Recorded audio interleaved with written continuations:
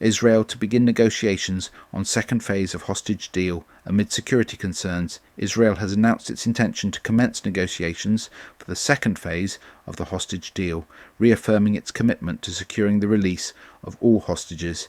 At the same time, the Israeli government remains dedicated to achieving the objectives of the ongoing war, as outlined by the Security Cabinet. Hamas's proposed Ceasefire model in Gaza rejected. According to Israeli officials, Hamas is advocating for a governance model similar to Ceasefire, in which it would relinquish civil control to the Palestinian Authority or another entity while maintaining military dominance in Gaza. Israel has categorically rejected this proposal, emphasizing that it is completely unacceptable. The Israeli government demands the complete demilitarization of Gaza, stating that it will not allow Hamas or any other militant group to retain a presence in the region. Lebanon, ceasefire and security measures. As part of the ceasefire agreement in northern Israel, the Israel Defense Forces, IDF, has largely withdrawn from Lebanon.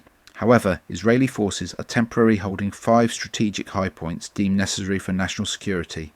Despite violations of the agreement, including the presence of Hezbollah operatives south of the Litani River, Israel has continued its withdrawal.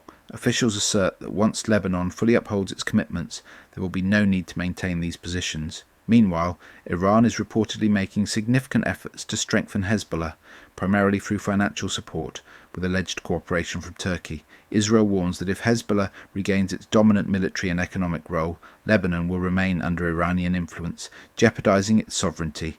Israeli leaders argue that the Lebanese army must be strengthened to counterbalance Hezbollah's power. Israel-US relations and diplomatic engagements.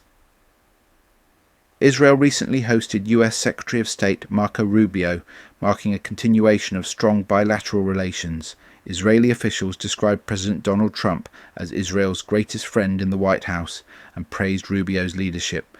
They expressed optimism that US-Israel relations will reach new heights in the coming years. Israeli leadership is set to visit Washington for further diplomatic talks. Prior to that, a trip to Brussels is planned, where Israeli officials will meet with European foreign ministers at an EU-Israel Association Council meeting. The goal is to foster constructive dialogue, even on issues where differences exist. Palestinian Authority and the pay-for-slay policy. Israeli officials have criticised the Palestinian Authority, PA, for continuing its controversial policy of providing financial support to the families of individuals involved in attacks against Israel, often referred to as the pay-for-slay strategy. They argue that this policy encourages terrorism and undermines any prospects for peace. Lessons from Gaza and future strategies. Reflecting on past governance in Gaza, Israeli officials stressed that the PA's previous control ended in failure, with Hamas seizing power in 2007. They noted that neither Hamas rule nor previous PA governance has proven successful, emphasizing the need for new solutions. Addressing the topic of voluntary migration, Israeli officials stated that individuals in Gaza should have the right to emigrate if they wish, just as people do elsewhere in the world. However, they highlighted the necessity of host countries willing to accept such migrants. Next steps in hostage negotiations and war objectives. Negotiations for the second phase of the hostage deal are expected to begin this week. Israel has outlined 3 possible outcomes. 1. A successful agreement is reached before the current ceasefire deadline. 2. Talks prove unproductive, prompting a resumption of military operations. 3. Constructive discussions continue, extending the negotiation timeframe.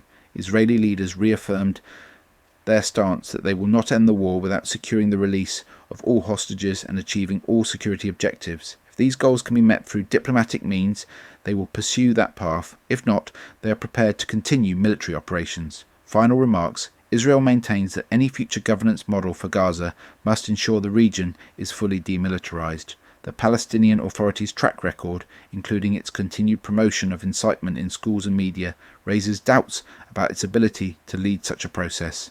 Israeli officials stress that de-radicalization is essential for long-term stability.